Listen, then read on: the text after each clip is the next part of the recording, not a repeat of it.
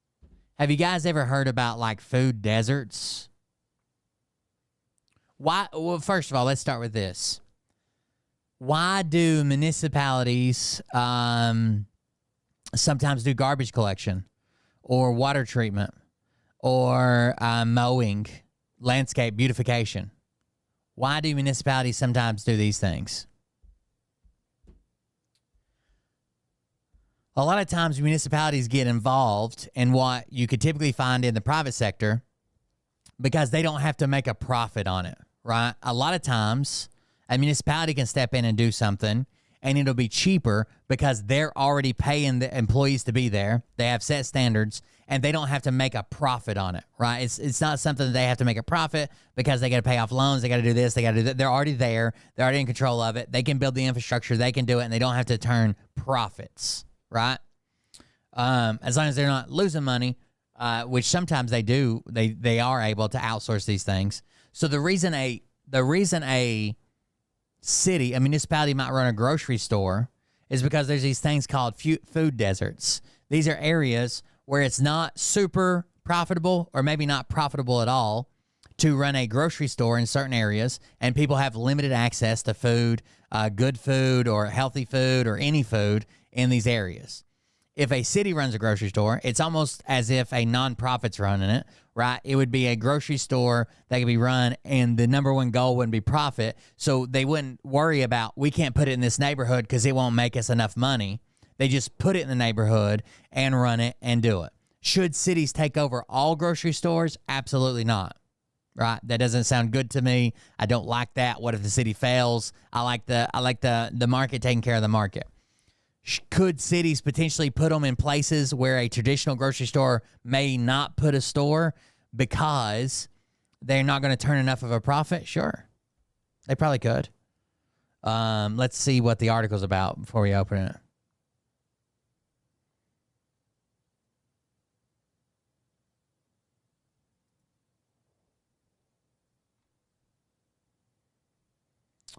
Aldi, Whole Foods, Walmart, Save-A-Lot. These grocery stores have become a sad commentary on the challenges facing historically disinvested communities in Chicago. In the past few years, all these franchises have shuttered locations, citing financial challenges, with 6 stores closing in the last 2 years alone.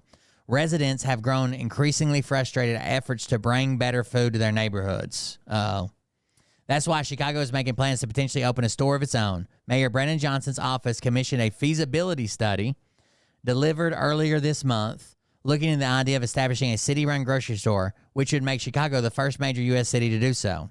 The report by HR&A advisors found that the city could establish a 3-store network that would fill its food deserts for $26.7 million in upfront investment. There are places in both urban and rural communities where the market doesn't meet the moment, says attorney Pawar.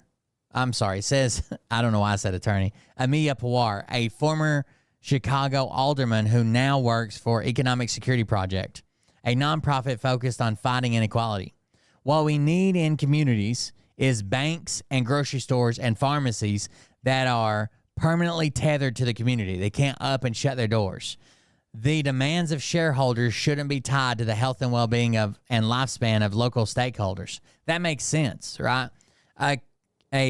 A big corporation, by default, is responsible to its shareholder, not you, your shareholders. What happens if you have a grocery store 5 miles from your house, you have access to it, and then suddenly it doesn't become as profitable as they want to be? They close it down, no one opens it up, and now it's a 60-mile trip. We're talking about smaller places here because a lot of people use public transportation, don't own their own car. But where I live, it would have to be a big thing because we have our own cars, right? It makes sense. Pawar, whose group provided grant funding for the city to undertake a feasibility study, argues that policymakers have already tried multiple incentives, including they've tried giving cash subsidies and tax credits to get grocery industry to open stores where they're needed most. And as the roll call of closing suggests, they haven't been enough to stem the tide and improve access to fresh food. In Chicago, neighborhoods like West Englewood and East Garfield Park, which have a median household income below $32,000, 63.5% and 52% of residents respectively currently live more than a half a mile from a grocery store. The official USDA definition of a food desert is a significant population far from food resources, half a mile in urban areas or 10 miles in a rural area. But the players in these largely consolidated industries aren't looking at the health and wellness of underserved communities as part of their bottom line. A public option in this case, akin to publicly owned power utilities, makes sense, says Pawar, since it fills gaps that traditional market isn't or can't. That's why a municipality gets involved in a market. If the private sector won't or can't fill a certain gap of something that's needed, that's why municipalities get involved, obviously. See how that works. No. I know. Is this a joke? I mean, is this happy hour? Come on. Communism 101. They're yeah, I mean, it was probably dangle the carrot. That's almost like dangle the carrot. I think it was back in the 80s with Richard J. Daley Jr. when he was mayor. I mean, they're losing money hand and fist, corruption, mismanagement. So check this out. So to try to before he was going to be leaving office, to try to pad the coffers to make it look like things weren't as bad as they were. They didn't even read that fucking article, just the headlines. As long as it's on Gateway Pundit, it's good. He actually sold the whole tollway system. You just have to. So there's certain things that people need, and food is one of them. And you have to. Let's say, imagine. I know people are going to be like, oh, the communists and bread lines and blah, blah, blah. Power. Imagine you have private sector power. I don't know if you do, but imagine you do. A private corporation owns your power plants. Suddenly, it's not profitable for them to run that power plant anymore, and they shut it down. If it's not profitable for that company, it's probably not profitable for other companies. There's only one set of lines that run to your fucking house. They come from the power company. You don't get multiple, right? There's not multiple lines run there and you can go to a different power. What do? For some reason, when we think about police and power and a lot of times like roads and snow removal, everybody's fine with it. But when we start thinking about food is something you need. Water is something you need, right? We start thinking about that. They're like, the communists. And actually, it was bought by a foreign company. So all that revenue, he basically, it was a hefty upfront price tag, but he was paying that money to make it look like things were better than they really were. None of these stores were removed because of gangs and criminals. These stores were removed because they weren't as profitable as other locations. So when they start closing locations, they close the least profitable ones first. Absolute incredible mismanagement. Yeah. And now they want to open a grocery store chain. Like the grocery store is an incredibly thin margin. A lot of times grocery stores are under 1% margin of profit. So Leo Homan is saying new migrant wave heading to the U.S. includes many Chinese, South Americans, and Middle Easterners. Probably more than we've normally gotten. That should be a clue. And don't get me wrong. There might be some good ones coming over here, but the majority of them are bad. They're emptying out their prisons. Oh, I'm sorry. Where was this article from? New migrant wave headed to U.S. includes many Chinese, South Americans. What is this website? Oh, the Gateway Pundit. Do they have some type of deal with the Gateway Pundit? They only allowed to read Gateway Pundit articles? Probably more than we've normally gotten. That should be a clue. And don't get me wrong. There might be some good ones coming over here, but the majority of them are bad. They're emptying out their prisons. They're insane. The reason it's half a mile in the city and 10 miles in rural areas for a desert is, again, because people own cars. People are used to traveling further, and like there's nothing wrong with us traveling 10 miles. That's normal, right? Hell, we probably drive 5 miles to take the kids to school. But in a city, everything's much closer. A lot of people don't have their own transportation. You don't travel as much. It's not like you're out and about, not to mention traffic and trying to go through all that. A lot of people use public transportation or walk everywhere they go. Terrorists are lining up and biggins are ganging up. I'm telling you, that's why we are leaving ourselves wide open. The door's been wide open, and I like it how all of a sudden Comrade Camilla is all about the border. What do you think about that? We're going to sham the border. Yeah, right. What have you done for me lately? Now, all of a sudden, she wants to put up millions of dollars to work on the wall when... Wait, didn't they try to fix the border before and Trump said no? She's never been there? I mean, are you kidding me?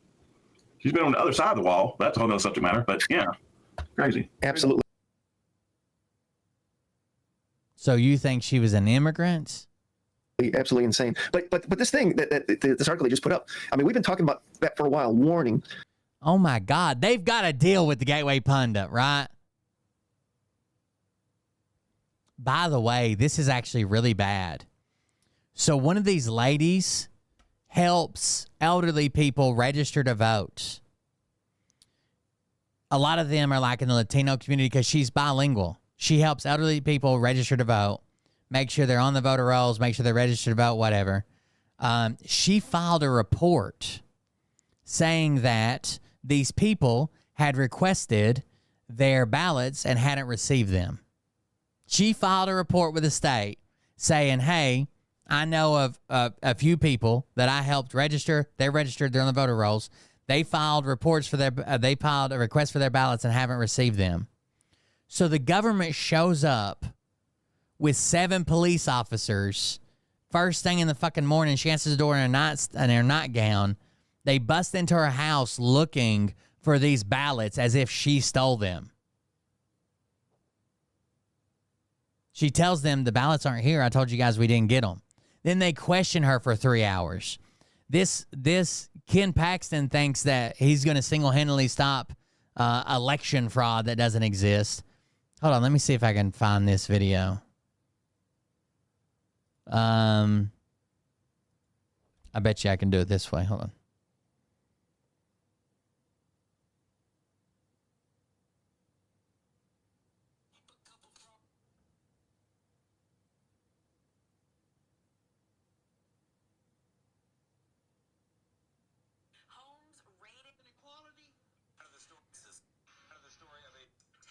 I know they're going to put a positive spin on it, but I'm looking for the video I watched earlier.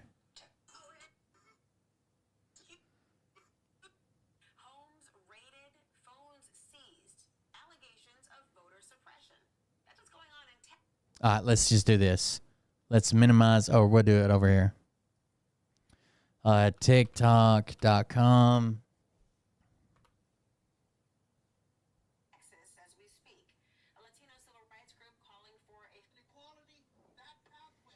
Let's do Texas election raid. We'll just search for it. Grab the first one.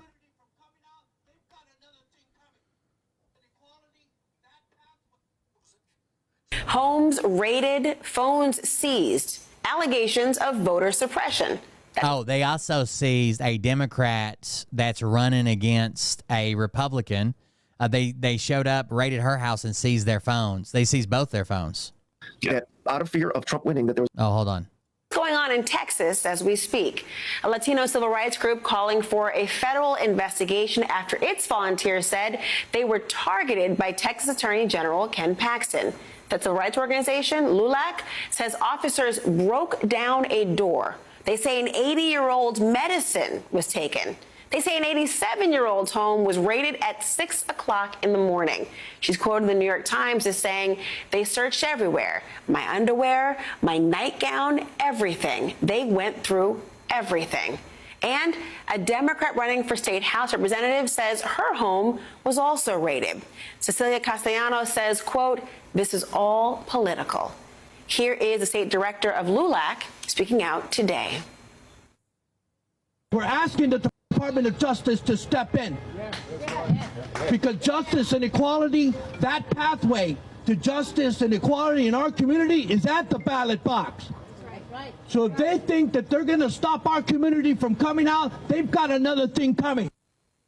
Now, no charges have been filed, but the Republican AG had previously said that his office conducted searches after a local No charges filed. Prosecutor referred, quote, allegations of election fraud and vote harvesting, unquote, during the 2022 election to his office. And we've reached out to Paxton's office for comment, but have yet to hear back. Now I want to bring in Cecilia Castellano, along with Texas State Senator and Democrat Roland Gutierrez. Thank you both so much for being here. When I first read about this account, it was just shocking, to say the least. But Cecilia, can you tell us what happened when officers arrived at your home? Yes, ma'am. It was about 6 in the morning on August 20th. As a strong Latina of faith and owner of a construction company, this I could have never been prepared for what I experienced. Now, although I didn't experience in depth my actual home being raided, but Office of the Attorney General did come to my home that morning at 6 a.m., ringing my doorbell, knocking on my door. When I peeked out, there was flashlights flashing into my home. And they asked me if I was Cecilia Castellano, and I said, yes, I am. And they told me that that they needed to talk to me, and if I could open my door, I did. I said, well, are you guys like the real Attorney General? Because I'm not sure why y'all are here. And they said, ma'am, can we come in? I said, well, can you please hold on so I can get my husband? When I went to go get my husband, they were already standing by my dinner table. And it was kind of disturbing to me because my son's door is just a few feet away where he was sleeping. My son did hear everything. And what gets me mad as a mother is that, number one, this came in on a school day. And number two, okay, I understand that they came to do their job, to take my phone. But I believe that it could have been done in a different manner if they were so concerned about what is on my phone. However, bro, if they don't find something on these people's phones, what the fuck? I asked them what, if I could see the search warrant, what is it saying? Why are you here? They had no knowledge. They said they had nothing except to come and take my phone. They had no paperwork, Cecilia? I'm sorry? They had no paperwork to show you or anything like that? They provided a search warrant, a one-page search warrant, but there was no specifics on it as far as why did they want my phone. And so that's what disturbed me. They did take my phone, which I use for business and personal. And I do have a campaign phone, which I do not carry with me. So it's not located here at my home. So she's running for office. And so there was no specification. It just stated the phone that was located at my home address. And so I gave it to them. They thanked me for not giving them a hard time. And I said, well, I have nothing to hide. I mean, I'm not sure, again, why you're here. And they said, Ms. Castellano, I'm really sorry that I've had to meet you under these circumstances. You don't look like the type of person that should be going through this. And I hope to meet you again in a different circumstance. And they were here for about maybe 45 minutes, and they gave me a sheet of paper of my phone that they took, the identification of the phone, and they left. And thereafter, my husband and I sat down and talked, and I was shocked. I'm still shocked. Yeah. I'm mad. I'm more mad because my son was a few feet away. I'm mad because my son calls me at work asking me, Mama, is everything okay? Mama, what happened? And I couldn't talk much while I was at work. And matter of fact, since that day, as I walk into my home, I feel no peace in my home. I can look towards my dinner table and see those men standing there. My son comes and lays with me every night and hugs me tight. That's how our nights have been before he goes to sleep. He's 14 years old. I mean, seriously, what 14-year-old does that? Yeah. And today, as we were getting ready for the press conference, he made sure that Dad was going to be there and that Dad was going to be able to be there to protect Mom. And I told him yesterday after church, I said, son, sometimes when we're led to do something for the right reasons and to fight for the right things, we got to go through the valley. We got to go through the storm.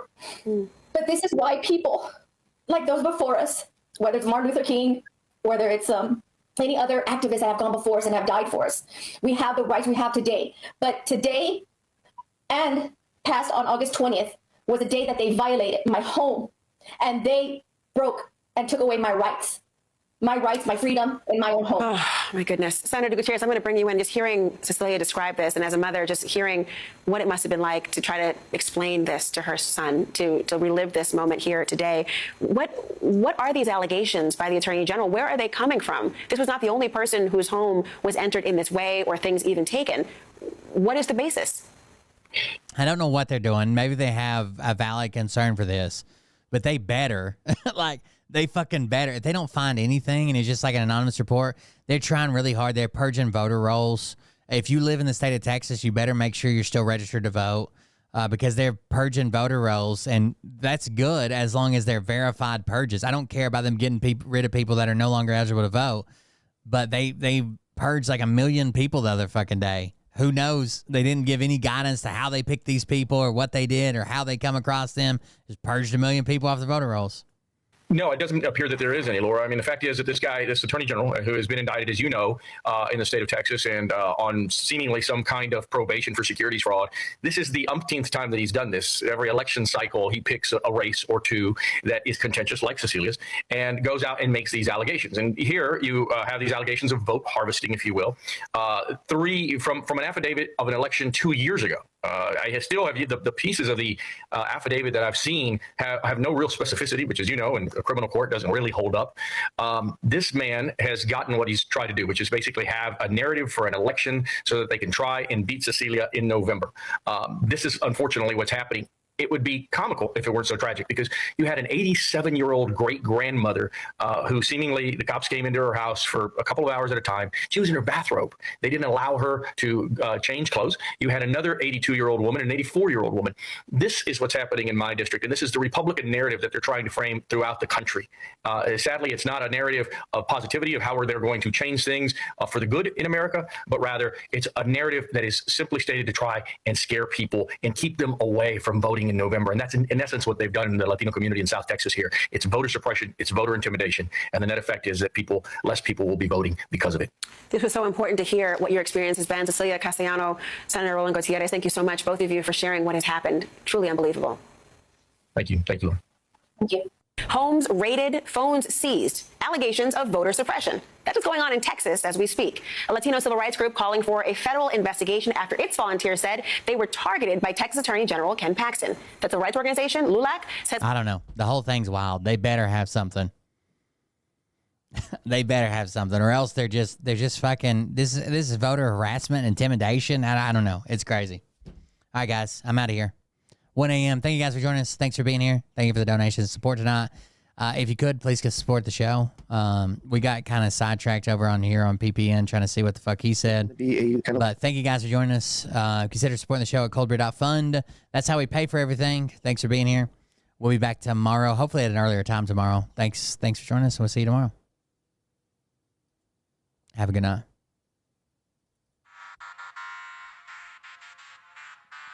Go watch Intel Lady, or leave a comment, or tell her she did a good job. She did great. You don't have the fork and balls to call out the people on this planet by name and tell them exactly who they are and tell them the rest of the world who they are. You don't have the fork and balls. You don't have the balls. Okay, Scott. Here we go. I think I started some shit. Listen off, it's about to get lit. Get the place in the best, you know that stage is set. You better buckle up, cause you ain't seen none yet. Here we go, I think I started some shit. Listen off, it's about to get lit. Get the place in the best, you know that stage is set. You better buckle up, cause you ain't seen none yet. And they say that I'm a lunatic. Well, listen, bitch, I came equipped with a quick wit and a 6 cents for the stupid shit. Where my true believer? Y'all need Jesus. Praise the Lord, head to the extreme. All these false fucking prophets who profit off of gossip. Worshipping drums, cocking, begging for a throat deposit. Swinging fucking meat hammers like four in a thong. He's strapped to the shaft, eating his chest like he's King Kong. Starving for attention, I'ma make your gut burst. I'll be your huckleberry, I can quench that thirst. Baby eating lizard people, alien sex. What's next? Trump in a dress, fucking Flynn on his desk. A retard in a vest, climbing up 5G towers. Cause you told him if he did, he'd get fucking superpowers. Here we go, I think I started some shit. Piss him off, it's about to get lit. Get the place in the best, you know that stage is set. You better buckle up, cause you ain't seen none yet. Here we go, I think I started some shit. Piss him off, it's about to get lit. Get the place in the best, you know that stage is set. You better buckle up, cause you ain't seen none yet. I used to find clues too when I was high on shrooms. I found myself a tunnel that led to Jason Q's bedroom. Open his closet, I found some of his meat rockets. I strapped it to my shoes and then I flew through the roof. I found myself in orbit strapped to an F-16. High on amphetamine with Trump in between. Put on a light coat of baby oil and saluted the troops. He tapped me on the shoulder and said, "This is gonna be it." Whoa, wait. Stop. Have a good night, guys. What? I'll get my files. Wait, what are you doing? Stop. Hold on.